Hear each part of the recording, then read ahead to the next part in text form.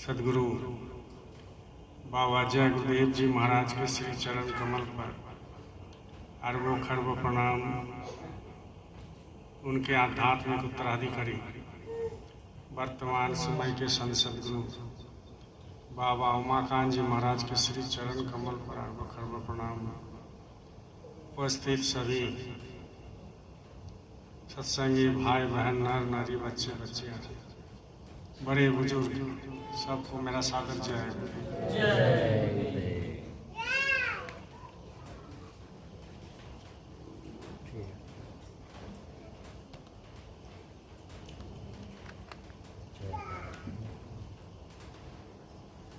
देखिए प्रेमियों,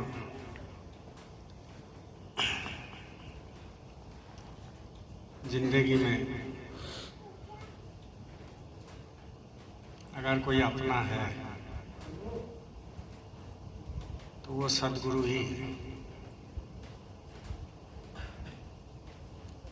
बाकी कोई अपना नहीं।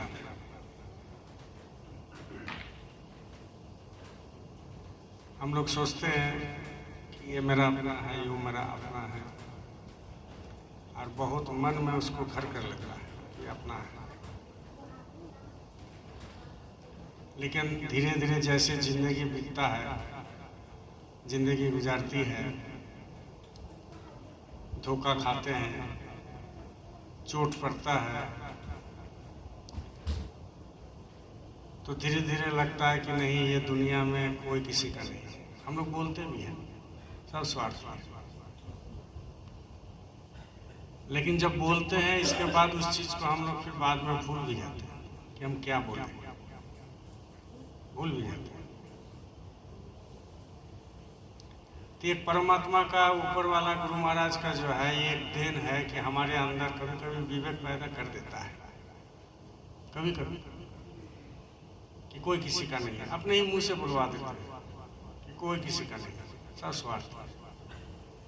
लेकिन जैसे ही उसका घर में चले गए और वो थोड़ा सा मीठी मीठी बात कर लिया तो सोचने लगते हैं कि नहीं, यही मेरा अपना है, यही मेरा अपना है।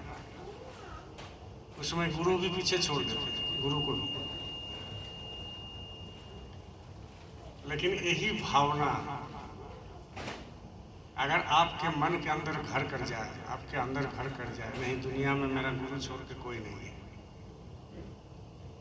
तो आपके सारे काम दुनिया के गुरु बहुत आसान कर देते हैं, बहुत आसान कर देते हैं।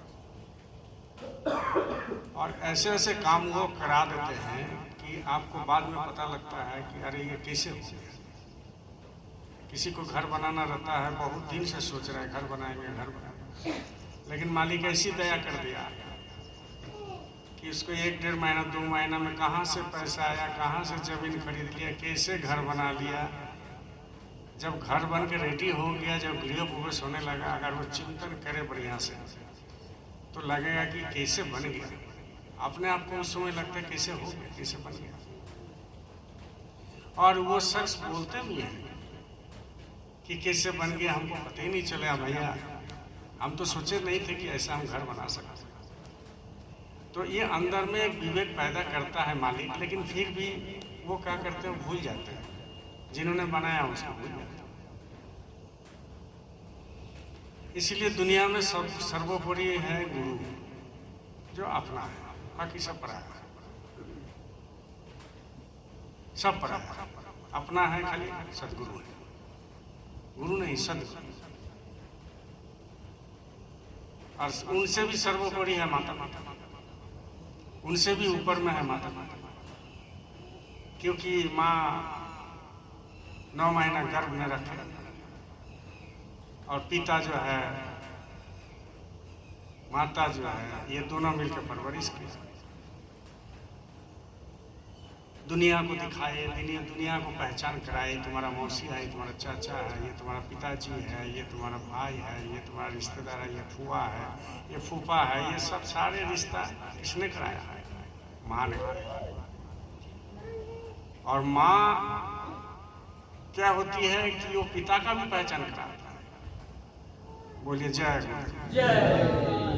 माँ पिता को भी पहचान कराती है, ये तुम्हारा पिता है। माँ अगर किसी को बोल दे ये तुम्हारा पिता, तो बच्चे उसी को मान लेना पड़ेगा। लेकिन माँ क्या करती है, बताती है देखो ये तुम्हारा, माँ को ही मालूम है कि इनका पिता कौन है, हमारे पिता कौन है, हमारी माँ को मालूम है और किसी को मालूम नहीं होगा। इसीलिए माँ बड़ा होते हैं, सबसे बड़ा माँ सर्वोपरि होते हैं। तो सदगुरु से भी बड़ा होता है माता पिता। लेकिन माता पिता बड़े होते हुए भी वो आपको आत्मा का कल्याण कर नहीं सकता।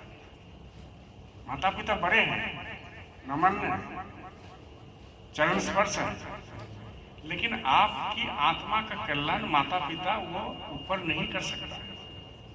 माता पिता आपको संस्कार दे सकता है, माता पिता आपको आगे चलने का रास्ता बता सकता है, माता पिता आपको ये बोल सकते हैं कि नहीं सत्संग जा बेटा, माता पिता बोल सकते हैं कि ऐसा काम ना करो ऐसा करो। ये माता पिता का ड्यूटी है। और एक दिन ना एक दिन सब कोई माता पिता भी बनेगा, सब कोई बनेगा।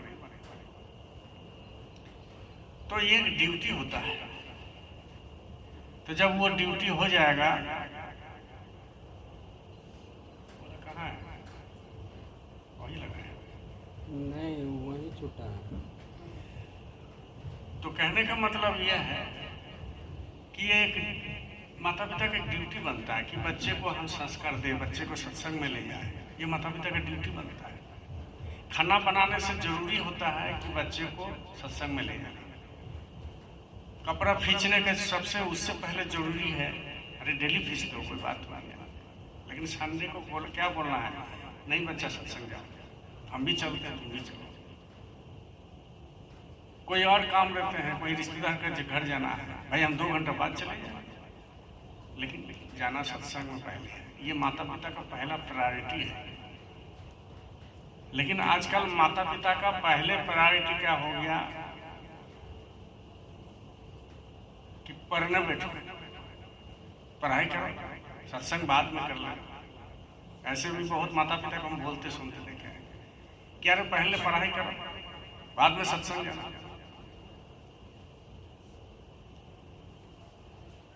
अरे 2 घंटा में क्या वो IPS बन जाएगा? महीना में 1 दिन, हफ्ता में 1 दिन 2 घंटा पढ़ के 1.5 घंटा पढ़ के क्या IPS बन जाएगा, क्या IAS बन जाएगा? लेकिन वही चीज अगर वो तालीम देते हैं, बच्चे तालीम देते हैं और बच्चे को सिखाते हैं, तो वो बच्चे वही जो 2 घंटा आके सत्संग में बैठेंगे, बोलिए जय,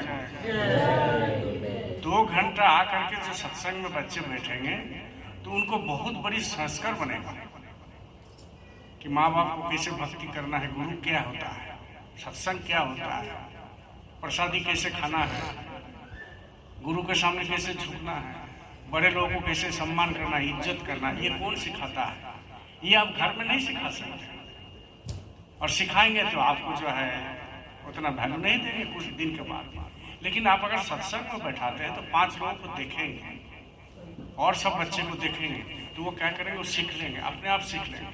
और फिर वही बच्चे जब कोई गलती करते हैं, माता पिता अभिभावक कोई गलती करते हैं, तो बच्चे बोलते हैं कि पापा आप सत्संग में नहीं जाते हैं, सत्संग में ही बोल रहे थे। हमने बोलते हुए सुना कि पापा यही गलती आप करते हैं, आप सत्संग में तो आप भी जाते हैं, हम भी जाते हैं, तो ऐसा बोल रहे थे, तो आप इसको मानते नहीं? वही बेटा बोला। तो दोनों तरफ से क्या होता है, बच्चे भी शिक्षा देंगे माँ बाप को, बाप भी शिक्षा देंगे बच्चे को, तो एक परिवार एक धर्मनिष्ठ बन जाता है, एक परिवार एक आश्रम बन जाता है, एक परिवार एक गृहस्थ आश्रम बन जाता है। इसलिए सत्संग कलयुग में सर्वोपरि है। ये रामायण पाठ सुनना, महाभारत पाठ सुनना, पुराण सुनना, भागवत सुनना, गरुड़ पुराण सुनना, जो भी आप सुनते हो, गीता सुनना, गीता पढ़ना, उस सबसे भी ज्यादा भागवत में लिखा गया कि ये जितना है, ये सबसे भी ज्यादा आपको जिंदगी में आगे बढ़ाने के लिए अगर कोई काम करेगा तो सत्संग करेगा। और वो सत्संग वो कहाँ रहते हैं? गुरु के चरण में वो रहते हैं। सत्संग की गंगा बहती है, गुरुदेव देव तुम्हारे चरणों में फल मिलता है उसी तीरथ का, कल्याण तुम्हारे चरणों में। थोड़ा इको कम करो। सत्संग भी गंगा बहती है। गंगा गंगोत्री को भी देखे हो, गंगा हरिद्वार का भी देखो, गंगा बनारस के भी देखो, और गंगा कलकत्ता भी की देखो। गंगोत्री का, गंगा का अगर पानी पियोगे तो उसमें बीमारी दूर हो जाएगा। स्वच्छ पानी है, चेहरा दिखाई देता है। और वही पानी धीरे धीरे चलते जब कलकत्ता पहुंच जाता है तो वही पानी अगर एक गिलास पी लोगे तो तुमको 1 महीना लैट्रिन बंद नहीं होगा। पानी तो ही है, पानी वही है। जो गंगोत्री की पानी है वो धीरे धीरे चल के आ रहा है, तो चलते वो कलकत्ता पहुंच जाता है। लेकिन वही गंगोत्री का पानी पियोगे उसका अलग स्वाद है। गंगोत्री से उधर हरिद्वार का पियोगे वो अलग स्वाद है। हरिद्वार से उधर नीचे और उतरोगे बनारस में पियोगे तो उसका स्वाद अलग है। बनारस से और सीधा आप चले जाओगे पटना तरफ, उधर भी सब तरफ तो गंगा है, बहते हैं। लेकिन लास्ट में जब कलकत्ता पहुंचता है तो वो पानी इतनी गंदी हो जाती है कि वो पानी आप पीने लायक नहीं। तो इसका कहने का मतलब ये है कि पुथी पतरा बहुत है, किताब बहुत है, लाखों। जो थोड़ा सा ज्ञान होता है, इल्म होता है, थोड़ा सा ऊपर का रोशनी उसको मिल जाता है, थोड़ा सा, मतलब ज़्यादा नहीं, थोड़ा सा जब रोशनी उसको मिल जाता है, प्रकाश देखने को मिलता है, थोड़ा सा वो गुरु जो है ज्ञान दे देते हैं थोड़ा सा, तो वो क्या करते हैं, सोचते हैं कि हम एक किताब लिख डालें। तो वो अपने हिसाब से, अपने मन मुताबिक, अपने जो तजुर्बा उससे हिसाब से किताब लिख देते हैं। और जब किताब लिख देते हैं उसको छाप देते हैं तो वो फिर दूसरा एक धर्म बन जाता है कि मेरे गुरु ये बोला, तुम्हारे गुरु ये ठीक नहीं। लेकिन सबका निचोड़ क्या है? सबका निचोड़ है संत मत। तो वो संत मत का जब वाणी होता है उसको अकट है, उसको कोई काट नहीं सकता। उसको कटेगा तो संत मत को उसको जाना ही नहीं कभी, इसलिए उसको कट नहीं सकता।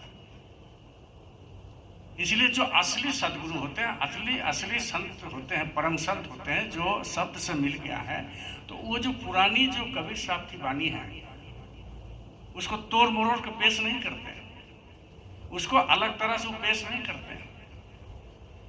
वो अपने अनुभव को लोगों के सामने रखते हैं, अपने तजुर्बा को रखते हैं। जो गुरु से उनकी बात होती है परमात्मा से, और उनसे जो भाव मिलता है वो जा करके फिर वो दर्शक के सामने रखते हैं, प्रेमी के सामने रखते हैं। और जब प्रेमी के सामने रखते हैं तो वो आपको क्या करेगा? दिल में चोट करता है, आपको भाव बना देता है। सत्संग तो बहुत लोग देते हैं, हम भी देते हैं। हम भी सत्संग देने का तो काबिल है नहीं, सत्संग सदगुरु छोड़ के कोई नहीं दे सकता। लेकिन हम गुरु की चर्चा कर सकते हैं कि हमारे गुरु महाराज ने ये कहा था। तो जो जैसा अनुभव करेगा और जो जैसा तजुर्बा होगा, उसका जैसे परमात्मा से धीरे धीरे लिंक होते जाएगा, तो उसकी बोली पर, उसका जो बोली निकलेगा उस बोली पे मैग्नेट जैसा पावर होता है, मैग्नेट जैसा पावर होगा। और उसी बोली से जब दूसरे लोग सुनते हैं तो उनकी बोली जो मुंह से निकालता है वो तो गुरु का ही बोली है। लेकिन देखो, एक पानी है और पानी में कुछ मिलावट करके आइसक्रीम निकालता है, बर्फ होकर के निकालता है कि नहीं? लेकिन जो स्वच्छ पानी का स्वाद है, बहुत प्यास लगा, आप लोग बताना, बहुत आपको प्यास लगा ये गर्मी का दिन में, लेकिन आपके सामने एक गिलास में बहुत ठंडा पानी, स्वच्छ पानी, और एक जगह में आपको रख दिया है एक आइसक्रीम। आप कौन सा पसंद करें? आप ही बताओ, पहले कौन सा पसंद करें? पानी। जोर से पानी ना, पहले पानी को पसंद करेंगे। आप क्या बोलेंगे? पहले पानी पी लेते हैं, इसके बाद आइसक्रीम खा लेंगे। पीते नहीं हैं, खा लेंगे और क्या बोलते हैं, पहले पानी हमको पिला दीजिए। तो पानी का स्वाद अलग होता है, आइसक्रीम का स्वाद अलग होता है। वैसा ही जो अनुभवी है, जो अनुभव करते हैं, मैग्नेटिक पावर जिसके पास है, तो वो जो बोली बोलते हैं, गुरु की चर्चा जब करते हैं तो वो पानी जैसा उसका मैग्नेट होता है। बोले पहले यही पी लेते हैं, बाद में किताब पढ़ लेंगे, बाद में हम किताब पढ़ लेंगे।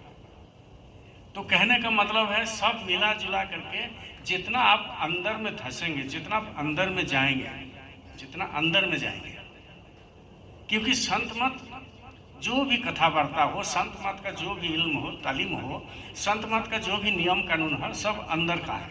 बोलो जय गुरुदेव। सब अंदर का है। धूप में कहे बैठा, सब अंदर का है, बाहर में कुछ नहीं है। बाहर में आप कुछ नहीं कर सकते हो। संत मत में बाहर में कुछ नहीं, दिखावा नहीं है। इसीलिए तो संत को पहचानना बड़ी मुश्किल होता है। जो भी होगा अंदर में होगा। और सदगुरु की इतनी दया रहता है और वो साफ साफ बोलते हैं कि तुम्हारे अंदर जो अनुभव होगा लोगों को पता नहीं चलना चाहिए। पत्नी पति को नहीं चलेगा, पति का पत्नी नहीं चलेगा, माँ बाप को नहीं बताना है, बच्चे को नहीं बताना है, किसी को नहीं बताना है। क्यों ऐसा किया? इसीलिए कि वो जो धन आपको मिलेगा, वही धन आपके जब एक साथ संगठित होगा, एक जगह में धीरे धीरे बड़ा होगा, धीरे धीरे आपको बैंक अकाउंट में जमा होगा, तो 2 रुपया 4 रुपया करते करते करते करते करोड़ हो जाता है। आप चुक्का में पैसा भरते हो ना, खुदरा, उसमें कभी 5 कभी 10 करते करते करते करते जब साल में एक बार LIC का प्रीमियम जमा करना पड़ता है तो उसको तोड़ देते हो और LIC का प्रीमियम भर देते हो। भरते हैं कि नहीं? इसमें बहुत लोग हैं जो ऐसा ही करता है। तो ऐसा ही आध्यात्मिक जो धन होता है वो थोड़ा थोड़ा करके जमा होता है। और जमा करते करते करते करते करते करते वो क्या करते हैं, एक समूह बन जाता है। एक समूह बन जाता है। वो कौन सा समूह? वो आपको कौन सा धन? आध्यात्मिक धन बन जाता है। और जब आध्यात्मिक धन बन जाएगा तो आप जो बोलोगे सो होगा। बरसात हो सकता है आपकी कहने पर, अभी धूप बंद हो सकता है आपकी कहने पर, अभी पानी वर्षा हो सकता है आपकी कहने पर, आपके कहने पर जो है अभी तूफान आ सकता है। क्यों ऐसा होता है? वो धन जब आपका इकट्ठा हो गया अंदर में, तो उसको आप अगर इस्तेमाल करोगे तो हो जाएगा, लेकिन आपका बैंक अकाउंट से पैसा खत्म हो गया। और जब खत्म हो जाएगा तो आपका कोई काम नहीं होगा, आपको कर बोलने से भी कुछ नहीं होगा। क्यों? क्योंकि आप दूसरे के धन को आपने खर्च कर दिया। दूसरे का धन मतलब गुरु की धन को, दूसरे का मतलब आत्म धन, दूसरे का मतलब परमात्मा जो धन आपको दिया है वो आपने खत्म कर दिया। तो जब खत्म करते हैं, इसीलिए गुरु कहते हैं कि साधु सावधान। सदगुरु कहते हैं कि साधु सावधान, मतलब सावधान होना जरूरी है। आध्यात्मिक जगत में अगर कोई सावधानी नहीं होगा, आध्यात्मिक जगत में भजन में, सुमिरन में, ध्यान में, आचार में, आचरण में, बोली में अगर कोई सावधान नहीं होगा तो उसका धन जमा तो हो रहा है डेली, क्योंकि सुमिरन ध्यान भजन कर रहे हैं, संगत में सेवा दे रहे हैं, संगत में जा रहे हैं, शाकाहारी प्रचार कर रहे हैं, वो नाम ध्वनि भी करते हैं, धन तो हो रहा है इकट्ठा। लेकिन इधर आप इकट्ठा कर रहे हो और आपका इधर धीरे धीरे निकाल रहा है, तो लेने देने बराबर है। इसी लोगों को क्या होता है ना कि कभी कभी खूब भाव बनता है, आँख से ऑटोमेटिक आंसू निकल जाएगा, आपको निकालना नहीं पड़ेगा, ऑटोमेटिक निकलेगा कभी कभी। और कभी कभी बहुत भाव बनता है, कभी कभी बहुत माला करने का जमता है, और कभी कभी लगता है कि आज भजन ही करते रहेंगे, कभी कभी लगेगा कि मालिक का आज बहुत बड़ी दया हो रहा है। सबके साथ होता है, सिर्फ हमारे साथ खाली नहीं, सबके साथ, साधक के साथ भी होता है।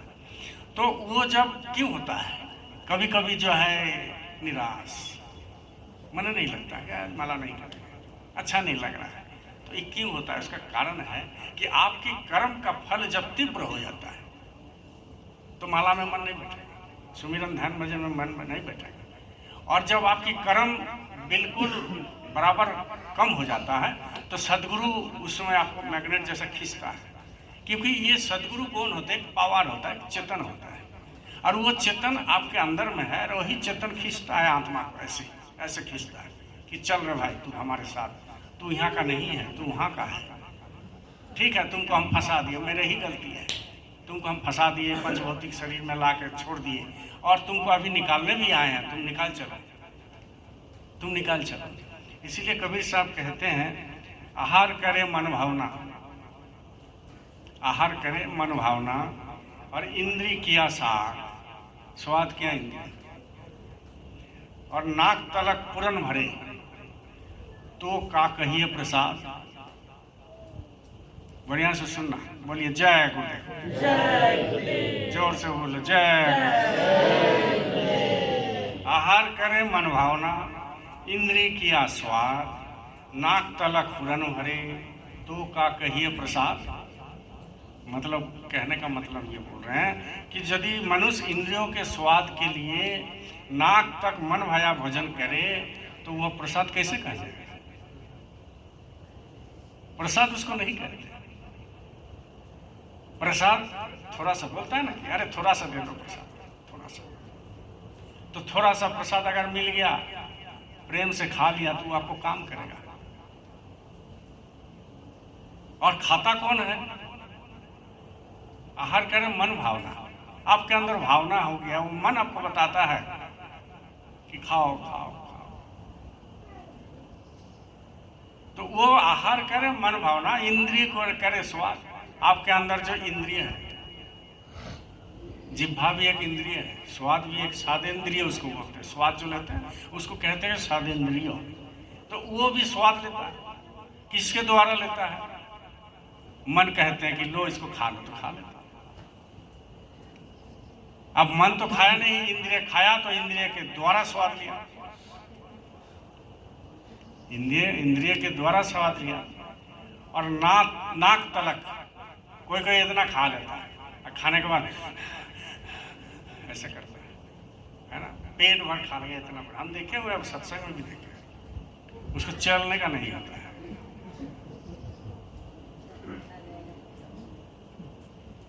नाम धर के हम बता सकते हैं, देखते रहते हैं ना, इसलिए तो हम घूमते हैं, जब खाना खाता है ना घूमते हैं बीच में। खाने के लिए माना ही नहीं है, भंडारा का प्रसाद है, खाओ। कोई माना थोड़ी करता है कि भाई तुम मत खाओ, ऐसा तो कुछ बोलता नहीं, वो तुम्हारी इच्छा है। लेकिन अपने आप को सोचना चाहिए, अपने आप को सोचना चाहिए, क्योंकि ये सब जो बोली बोले हैं, ये जो दोहा है, दोहा का मतलब दूसरा होता है, कभी चर्चा कर देंगे। चौपाई का मतलब दूसरा होता है, वो भी कभी चर्चा कर देंगे, समझ गए? तो कहने का मतलब यह है कि अगर पेट तलक यहाँ तक खा ले तो उसको प्रसाद नहीं कहा जाता है। प्रसाद उसी को कहते हैं कि भावना के साथ अपना थोड़ा सा ले लिया, खा लिया। हम ये नहीं बोल रहे अगला जो भंडारा होगा उसमें कम खाओ, खा लेना, लेकिन प्रसाद खाली भंडारा का ही नहीं होता है भाई, प्रसाद घर का भी होता है। घर में जो डेली बनाते हैं माँ पत्नी, तो हम लोग ध्वनि करके खाते हैं, हम लोग जय गुरुदेव बोल के खाते हैं, तो प्रसाद ही है, वो प्रसाद हो गया। तो हम लोग घर में भी मानना चाहिए, क्यों? क्योंकि हमको भजन करना है, हमको सुबह उठना है, हमारा मन प्रफुल्ल रहे। क्यों कम करने के लिए बोलते हैं, क्यों कम खाने के लिए बोलते हैं? इसीलिए बोलते हैं कि जैसा ही आप ज़्यादा खाओगे, इंद्रिय आपको इधर उधर दौड़ेगा, आपका खून इधर उधर खूब दौड़ेगा, लेकिन उसको शांत करना है। उसको शांत कब होगा? जब उसको कम खाना दोगे मुताबिक। उसको 2 रोटी का जरूरत है तो हम लोग क्या करते हैं, 4 रोटी देते हैं। उसको 2 रोटी तो 2 रोटी दीजिए, फिर बाद में मांगेगा वो खाने के लिए, वो फिर आपको मांगेगा खाने के लिए।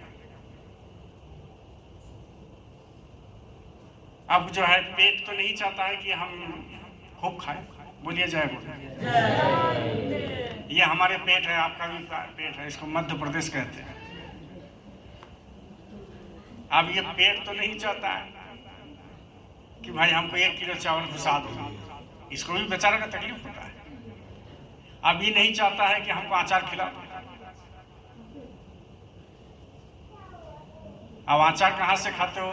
मुंह से खाते हो, जीवा से स्वाद लेते हो कि नहीं?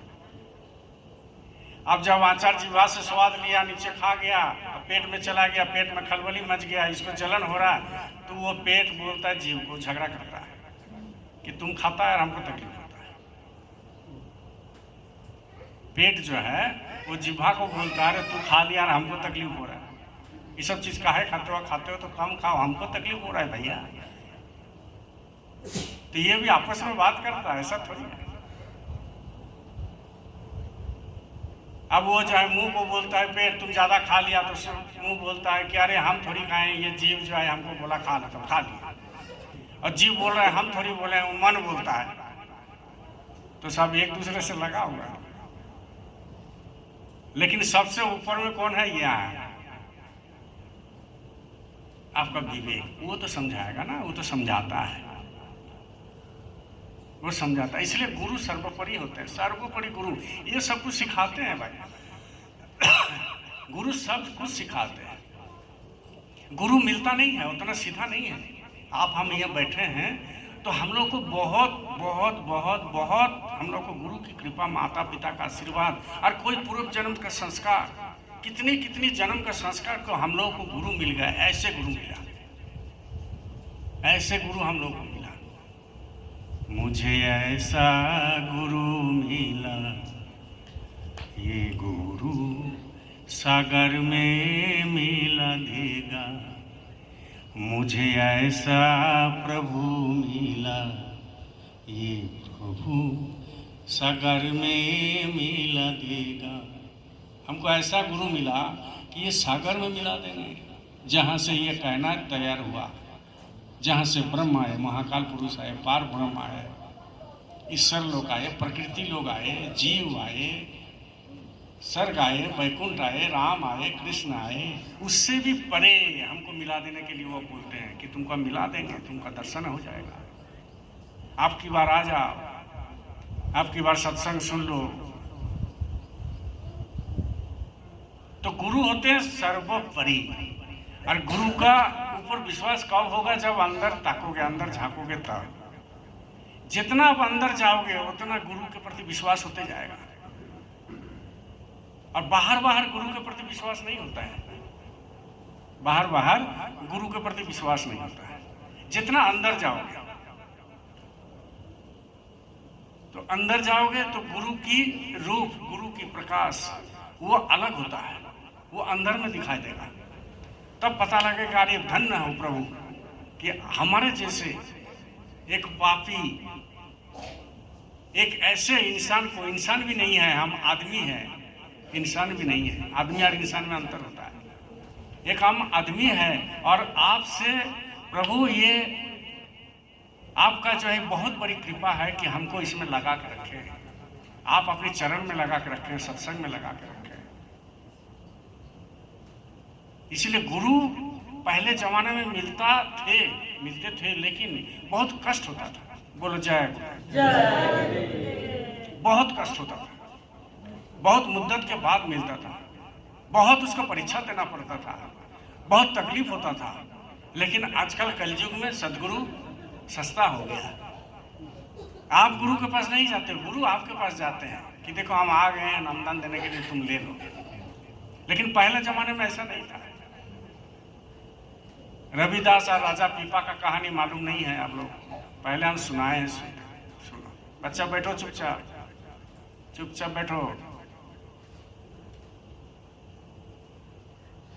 रविदास और राजा पीपा, ये दर्द भरी कहानी है और ये आपको सुनना चाहिए। राजा पीपा एक बहुत बड़े राजे थे, धनाढ्य थे।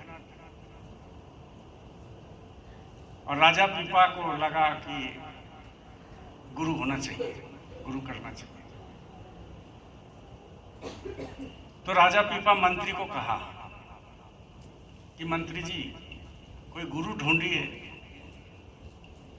हम दीक्षा लेना चाहते हैं, हम नाम लेना चाहते हैं, हम गुरु के पास जाना चाहते हैं, गुरुकरण करना चाहते हैं।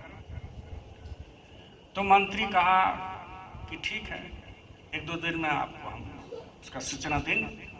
बोला हाँ, हमारा मन छटपटा रहा है कि गुरु करना है। तो मंत्री जी इधर उधर घूम करके चारों तरफ घुमा, 10 किलोमीटर, 20 किलोमीटर, 50 किलोमीटर, लेकिन ऐसा कुछ पता नहीं चला।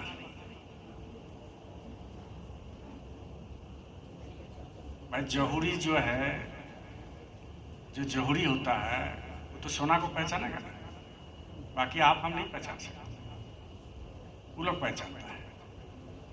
तो कोई ऐसा जहुरी थे, मतलब जहुरी मतलब कोई साधक थे। तो वो साधक से भेंट हो गया। जब गुरु जब होते हैं ना, आने वाले होते हैं, गुरु जब आपको नजदीक खींचते हैं तो कोई ना कोई माध्यम बना देते हैं, कोई ना कोई माध्यम गुरु बना देते हैं कि तुम चले जाओ उसके पास, वो तुमको लेकर आएगा मेरे पास। ऐसे माध्यम बनाते हैं। हम लोग जितना ये लोग बैठे हैं ना, 150, तो वो सब आप लोग देखे होंगे किसी न किसी माध्यम से अब गए हैं। गुरु उनको भेजा कि उसको बुला के लाओ, मेरा रजिस्टर में उसका नाम है, उसको बुला के लाओ। हमको भी कोई बुलाया, आपको भी कोई बुलाया, उनको भी कोई बुलाया, उनको भी कोई। तो राजा पीपा के पास आया, तो मंत्री के पास एक आदमी से भेंट हो गया, साधक से, बाहर से पता नहीं चल रहा। तो बोला अरे कोई यहाँ गुरु है बहुत बढ़िया, जो ज्ञानी हो, रामायण महाभारत गीता कुरान पुराण श्लोक सब जानता हो। तो बोले गुरु तो हम नहीं पहचानते हैं, लेकिन एक महात्मा है जो लोग उनके पास जाते हैं, उनके पास लोग जाते हैं और उनकी मुरीद पूरा होता है, उनकी इच्छा जो है पूरी होती है। तो बोले कौन कौन बताओ?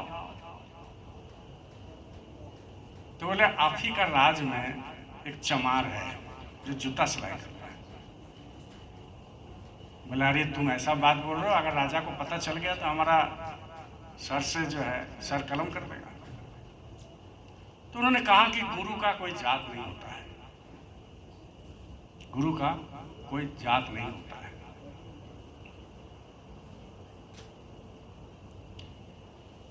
गुरु ब्राह्मण भी हो सकता है, चमार भी हो सकता है, पासी भी हो सकता है, किसी भी कास्ट में हो सकता है, मुस्लिम भी हो सकता है, क्रिश्चियन भी हो सकता है, गरीब भी हो सकते हैं, बड़े भी हो सकते हैं, बंगाली भी हो सकता है, झारखंडी भी हो सकता है, उत्तर प्रदेश का भी हो सकता है।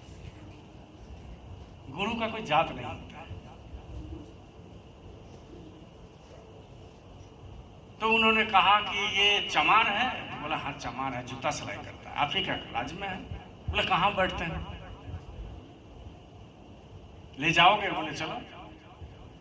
उनको ले गया, देख रहा है कि वो अपना रविदास वो जूता सिलाई करते थे। मन चंगा तो कटौती में क्या गंगा। आप लोग इस सुने हैं, लोगों में सुनने हैं, बहुत सुनते हैं लोग, बात बात पर अरे मन क्या है, मन चंगा तो कटौती में गंगा। उतना सीधा है मन चंगा करना, उतना सीधा है। कितनी जन्म बीत जाता है, कितना कल्प बीत जाता है, तब जाकर के मन चंगा। वो भी चंगा ऐसे नहीं होगा, गुरु की बल पर होगा। चंगा आप ऐसा नहीं कर सकते, बस बात बात पर बोलते अरे मरना तो है ही है।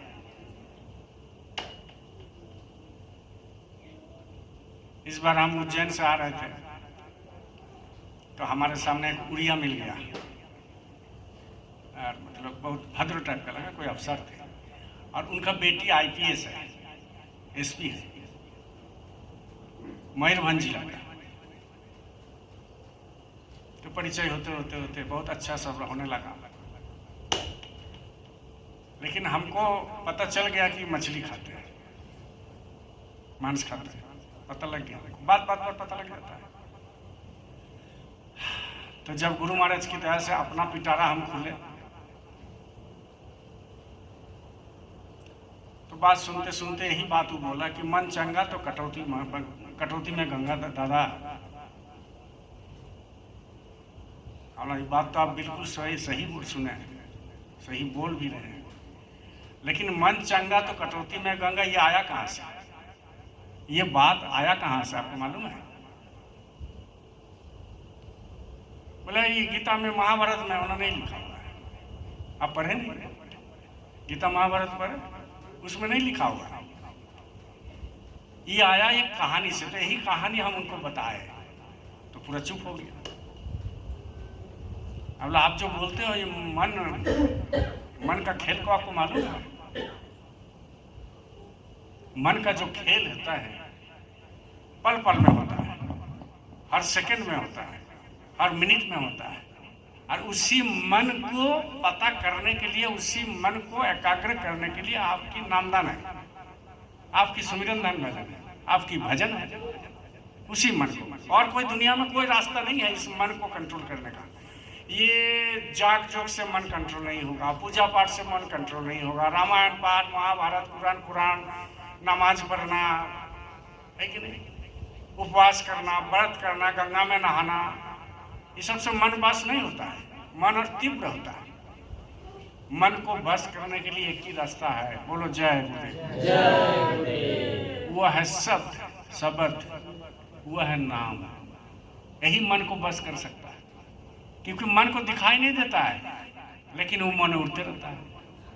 आप कोशिश करते हैं कि आज नहीं, मन को आज कंट्रोल करना है, और ज़्यादा तीव्र हो जाता है। इसलिए जब तक नाम की कमाई नहीं करोगे तो मन को कंट्रोल कोई नहीं कर सकता, और वही कर सकता है जिनका सदगुरु जिनके ऊपर दया करते हैं, वही कंट्रोल कर सकता है। तो उन्होंने अपना मंत्री जी कहा कि ये चलिए, तो लेके गया तो देखा कि बहुत लोग आ रहे हैं जा रहे हैं, जूता भी सिलाई कर रहे हैं, बात भी थोड़ा बहुत कर रहे हैं, पैसा भी ले रहे, जूता सिलाई का पैसा भी ले रहे मजदूर। जाति पूछो ना सादगी, पूछ लीजिए ज्ञान। जाति पूछो ना सादगी, पूछ लीजिए ज्ञान। और मोल करो तलवार की, परा रहन दो मयान। मयान मतलब मालूम है? खोली, खोली, कभार, उसके अंदर तलवार रहता है। अब तलवार जंग लगा हुआ है, अंदर में रखा हुआ है कि नहीं? तो क्या आप खोली देख के लोगे कि तलवार देख के खरीदोगे? तो बोले देखे भाई इसमें धार है कि नहीं, ये अष्ट धातु का है कि तंबा का है कि सोना का है कि पीतल का है कि लोहा का है, तो देखना पड़ता है। इसीलिए कहते हैं कि जाति पूछो ना सादगी, पूछ लीजिए ज्ञान। और मोल करो तलवार की, परे रहने दो मैं। तलवार की मोल करो मतलब अंदर में जो प्रकाश है उसकी मोल करो, उसको वेशभूषा में ना जाओ कि दाढ़ी बढ़ाया है कि नहीं, टीका लगाया है कि नहीं, गेरुआ पहना है कि नहीं, जटा रखा है कि नहीं, है ना, कौन सा ड्रेस पहना है।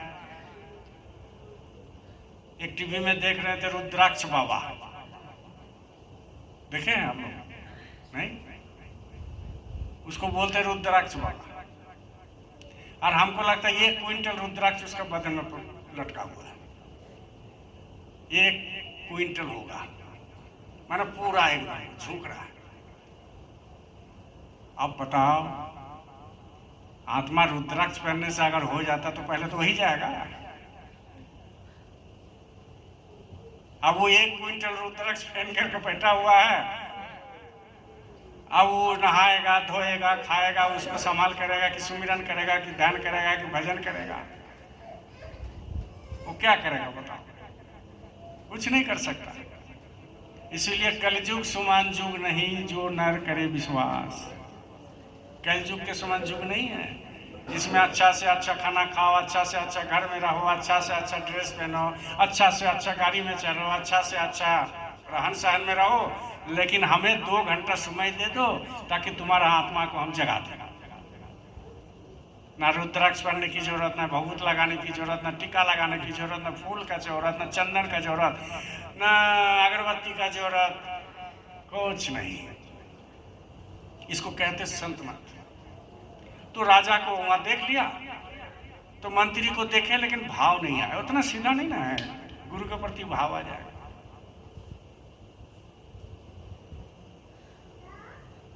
अब वो राजा के पास गए, दरबार बैठा हुआ था, मंत्री जी को बोले मंत्री जी आपको हम एक आदेश दिए थे। बोले हुजूर आदेश तो हम, आपका आदेश मिला और हम गए भी हैं। बोले मिला कोई गुरु ऐसा मिला, कोई महात्मा?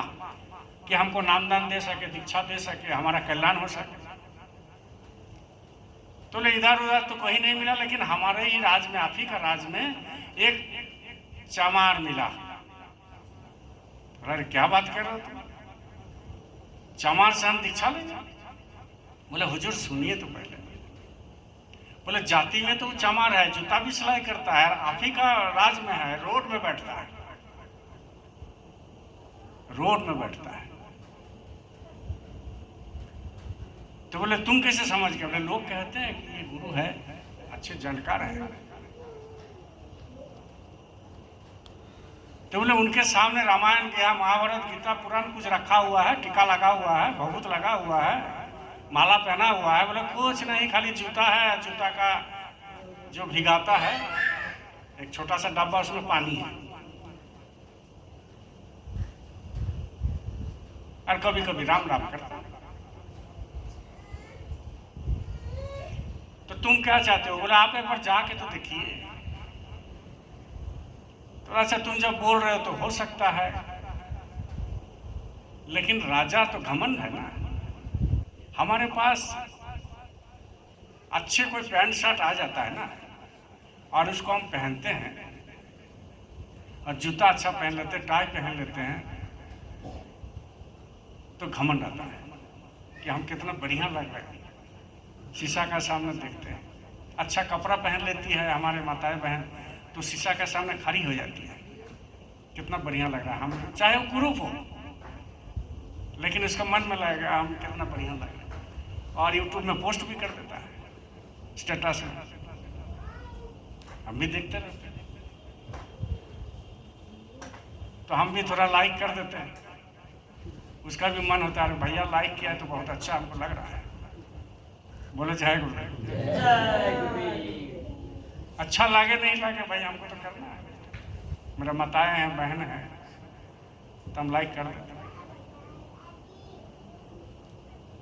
तो वही है कि भाई राजा अहंकारी थे, तो राजा सोचा कि अरे चमार के पास जाएंगे, दिन में जाएंगे, ये ठीक बात नहीं है।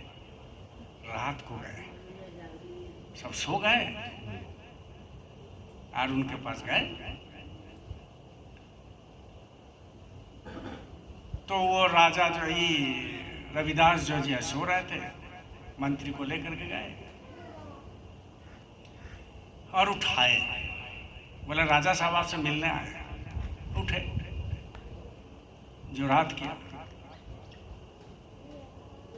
बोले आदेश दीजिए, हुक्म दीजिए। बोले आदेश नहीं, आपका जो है बहुत नाम सुन रहे हैं, आप एक महात्मा हैं। बोले नहीं नहीं, हम महात्मा क्या, महात्मा उतना कुछ नहीं, हम जूता सिलाई करते हैं, मालिक को बोलते हैं, अपना 2 गो रोटी मिल जाता है, परिवार पाल लेते हैं, हो गया, हम कोई थोड़ी है महात्मा। बोले नहीं, लोग कहते हैं। बोला लोग तो कहते होंगे, हमसे कोई मतलब नहीं महात्मा से। तो बोले जब आए हैं, क्योंकि राजा गया था कोई देखे नहीं, एक प्रतिष्ठा की बात है ना। अरे चमार के पास गया, चमार के पास गया, एक प्रतिष्ठा की बात है। तो रात के समय तक गए, उठाए, महामंत्री जानते हैं, वो जानते हैं, अंधेरा है, गए उठाए, इसके बाद बोलो जय गुरुदेव। तो क्या किए, उनके पास जा करके बोले कि हमें दीक्षा चाहिए। तो बोले दीक्षा चाहिए तो पहले ही पानी पियो।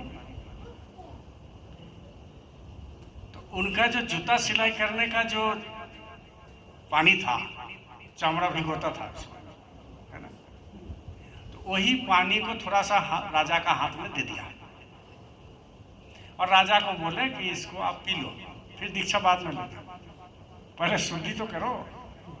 तो राजा देखा रहे, कोई गंगा का पानी देता है, कोई चरणामृत देता है, कोई पंचामृत देता है, कोई पंचगव्य देता है, क्या नहीं देता है, और ये तो हमका चमड़ा भिगा हुआ पानी दे दिया। इसीलिए यही से आया है कि मन चंगा तो कटौती में गंगा, यही से आया है, रविदास से आया। क्यों? क्योंकि जिस आसन में वो बैठते थे रविदास, उसका नीचे में गंगा बहता है, और उसी में बैठे रहते हैं। उसका कहानी एक दिन बताएंगे। जब वो उनका जो आसन, जैसा ये आसन बैठे हैं, उनका जब आसन को ऐसे ऐसे उठाया तो देख रहे गंगा बह रहे हैं, उसके ऊपर बैठे हैं आसन में। आप भी कर सकते हो, ऐसी बात थोड़ी है, लेकिन भजन करना पड़ेगा। वो सब कोई कर सकता है, लेकिन भजन करना पड़ेगा। अब जो है क्या किया, वो पानी दे दिया। राजा देखा अहंकार से कि अरे ये पानी हम पिएंगे, हम राजा है यार, हमारे ही राज में हमको चमड़ा भिगा हुआ पानी दे रहा है। बोले पी जाओ राजा, पी जाइए, दीक्षा हम आपको देंगे, लेकिन आज नहीं देंगे, इसको पी जाओ। देखिए गुरु की कैसी कृपा होती है। हम लोग के ऊपर भी गुरु का कृपा होता है, लेकिन उसको हम फेंक देते हैं, नजरअंदाज। अरे कल मिल जाएगा सत्संग, आज का जो सत्संग है दूसरा एतवार को मिलेगा, नहीं मिलेगा।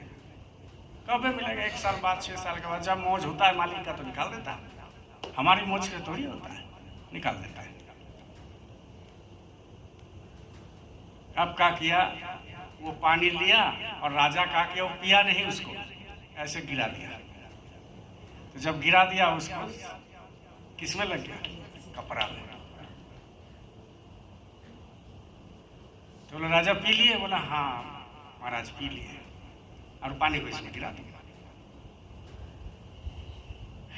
तो बोले कब आवे? बोले आना 2-4 दिन बाद। अब जो है वो घर चले गए और पूरा कपड़ा को खोल दिया। मंत्री को बोला कौन चमार के पास ले गया?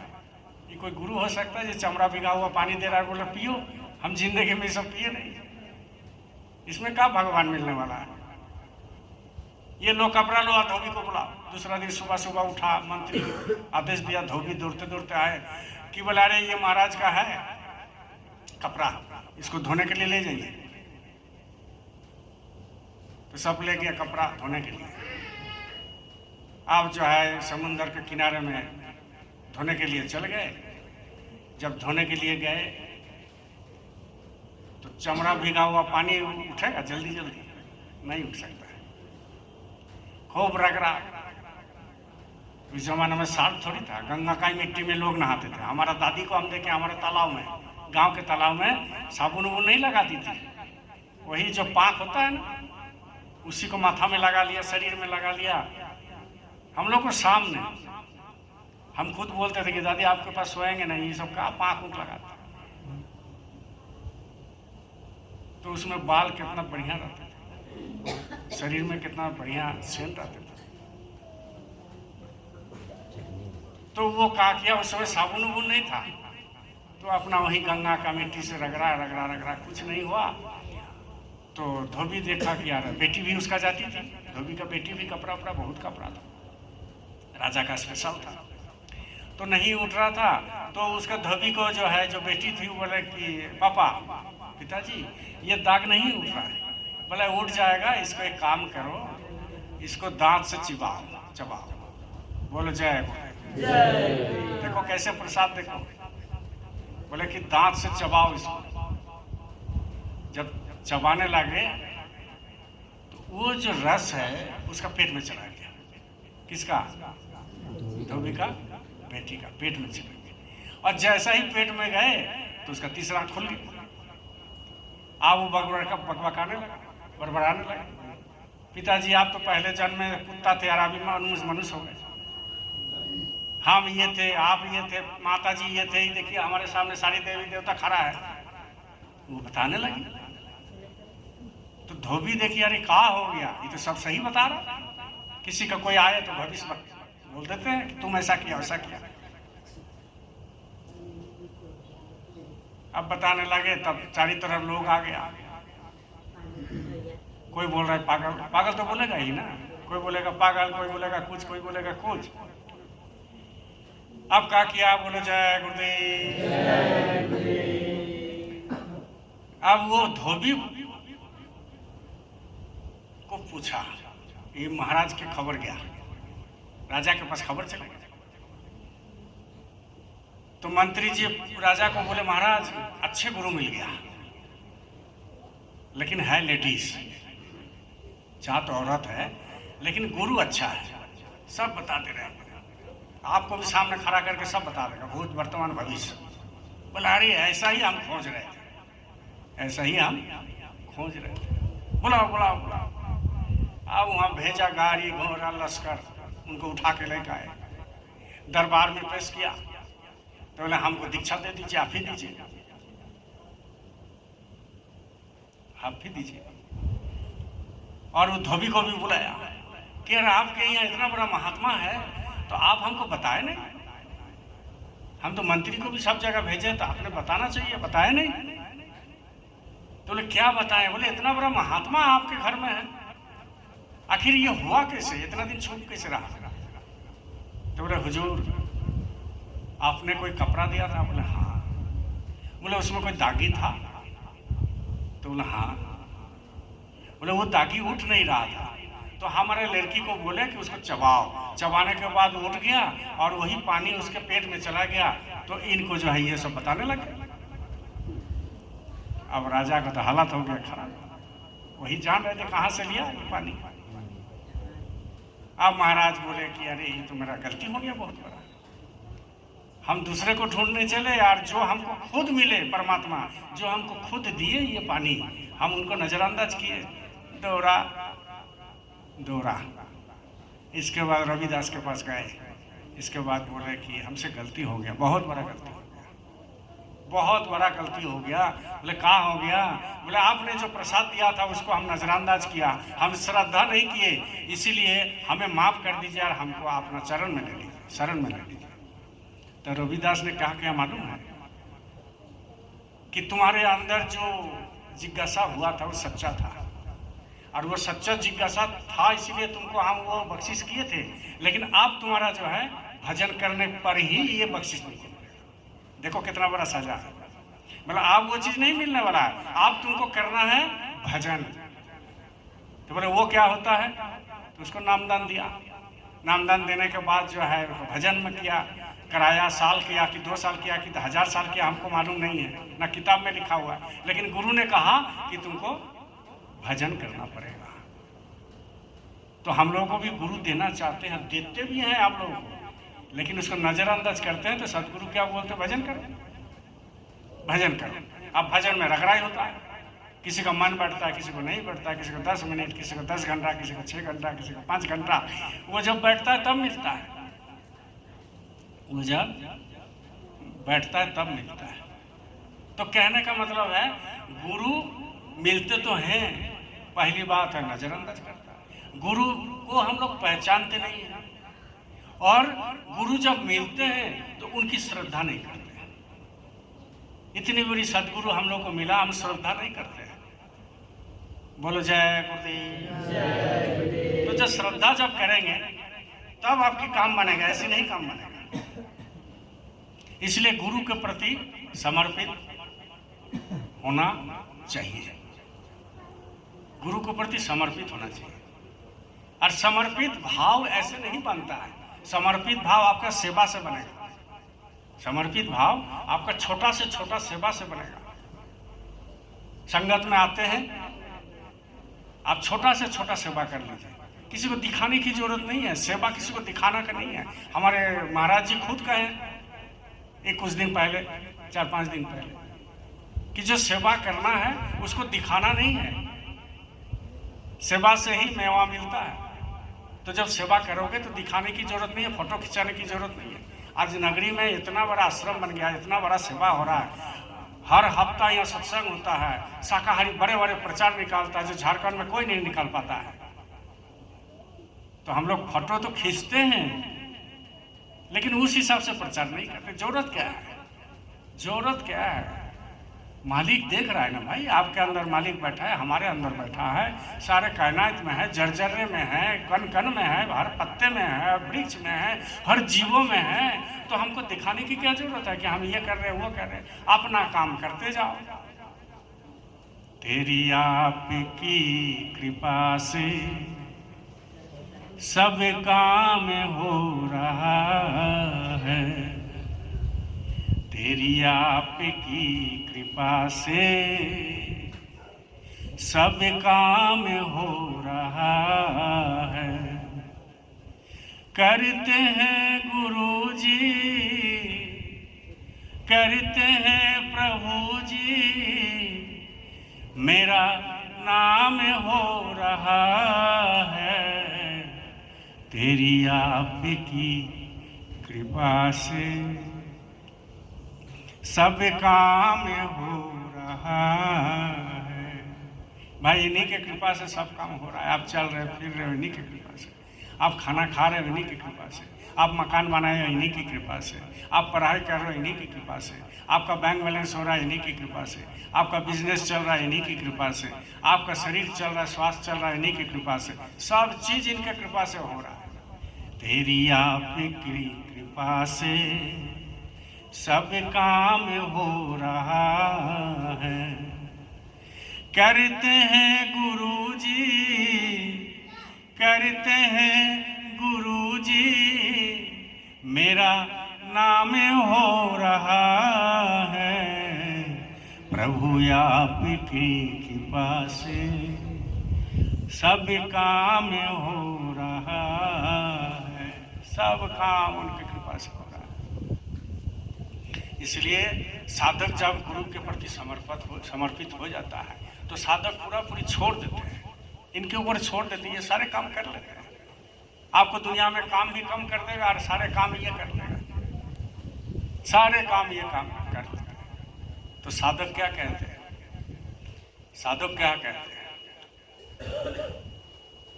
जहाँ ले चलोगे वहीं मैं चलूँगा,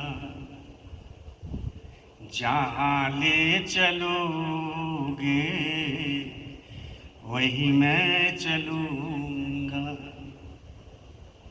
जहाँ नाथ रख दोगे, जहाँ नाथ रख दोगे वहीं मैं रहूँगा, जहाँ ले चलोगे वहीं मैं चलूँगा। ये साधक कह रहे हैं। बढ़िया से इस भाषा को समझिए और भाव को समझिए। ये भाव कब आता है? जब उनके पूर्ण समर्पित हो जाते हैं। जहाँ रख दोगे वहीं रखेंगे, मौज। जिस जगह में रखोगे हम रह जाएंगे, जो खाना दोगे हम खा लेंगे, जो कमाई दोगे हम कर लेंगे, जो बदनामी कर रहा है वो भी हम प्रसाद समझ के खा लेंगे। ऐसा साधक कब होते हैं? ऐसा भावना कब होते हैं? जब साधक गुरु के प्रति पूर्ण समर्पित हो जाते हैं। जहाँ ले चलोगे वहीं मैं चलूँगा, जहाँ नाथ रख दोगे, जहाँ नाथ रख दोगे वहीं मैं रहूँगा, जहाँ ले चलोगे वहीं मैं चलूँगा। ये जीवन समर्पित चरणों में तुम्हारे, ये जीवन समर्पित चरणों में तुम्हारे, तुम ही मेरे सर्वस्व, तुम ही प्राण प्यारे। जब इनसे प्यार हो जाएगा ना तो ये छोड़ के कुछ नहीं दिखाई देगा, ये छोड़ के कुछ नहीं दिखाई देता है। ये दुनिया फीका लगता है, बेकार लगता है, क्योंकि कोई है ही नहीं मेरा। तो ये भाव कब आएगा? जब गुरु के प्रति पूर्ण समर्पित हो जाएगा तब आ सकता है। वही कहते हैं, ये जीवन समर्पित चरणों में तुम्हारे, तुम ही मेरे सर्वस्व, तुम ही प्राण प्यारे। तुम्हें छोड़ कर नाथ, तुम्हें छोड़ कर ना किससे कहूँ जहाँ ले चलोगे वहीं मैं चलूँगा, जहाँ ले चलोगे वहीं मैं चलूँगा। ना कोई उलाना ना कोई आरजी, ना कोई उलाना ना कोई आरजी, कर लो करा लो जो है तेरी मर्जी, कर लो करा लो जो है तेरी मर्जी। कहना भी होगा कहना भी होगा तुम्हीं से कहूँगा, जहाँ ले चलोगे वहीं मैं चलूँगा। चनक की नीति है, चनक नीति है कि अपने परिवार को बात किसी दूसरे परिवार को मत बताइएगा, ये नीति है। अपने परिवार की बात कोई दूसरे परिवार को मत बताइएगा। आप उसको सोच रहे हैं ये मेरा अपना है, लेकिन वो फिर दूसरे को बताएगा और आपको घर में झगड़ा लगाएगा। इसीलिए घर में मारपीट होता है, घर में बताबाती होता है, सास बहू में झगड़ा होता है, भाई भाई में झगड़ा होता है, घर में कुछ होता है। हमने बहुत बताया, लेकिन जब हम धीरे धीरे समझ में आया कि नहीं ये दुनिया संसार ये मजा लेता है, हमने बंद कर दिया। हमने बंद कर दिया बताना कि मेरे घर में क्या हो रहा है, क्योंकि दुनिया आपको मजा लेगा, वो कुछ कर नहीं पाएगा। आप सोच रहे हो करेंगे हमारा दिल हल्का हो जाएगा, लेकिन वही चीज कहते हैं ना कोई उलाना ना कोई आरजी, कर लो करा लो जो है तेरी मर्जी। कहना भी होगा कहना भी होगा तो तुम्हीं से कहूँगा, जहाँ ले चलोगे वहीं मैं चलूँगा। दयानाथ दयानिधि तेरी अवस्था, दयानाथ दयानिधि तेरी अवस्था, तेरे हाथ पाँव में सारी अवस्था। दयानाथ दयानिधि तेरी अवस्था, तेरे हाथ में सारी ये सारी अवस्था। जो भी कहेंगे तुम वही मैं करूँगा, जहाँ ले चलोगे वहीं मैं चलूँगा, जहाँ ले चलोगे वहीं मैं चलूँगा।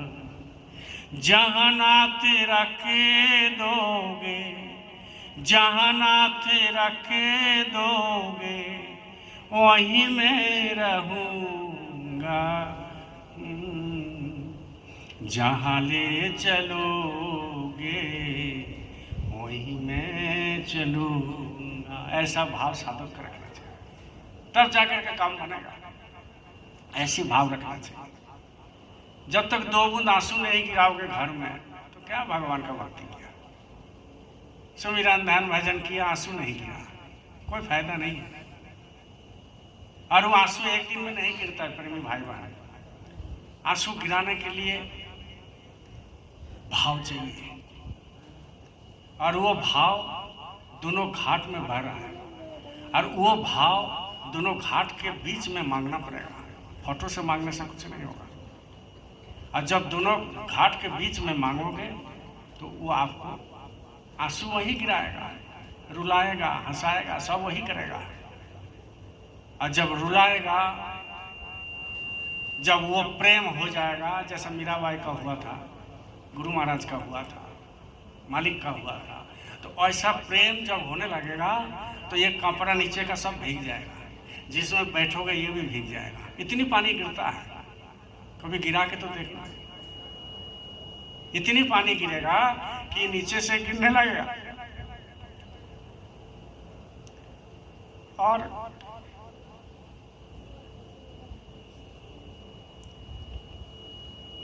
पूरा भीग जाएगा।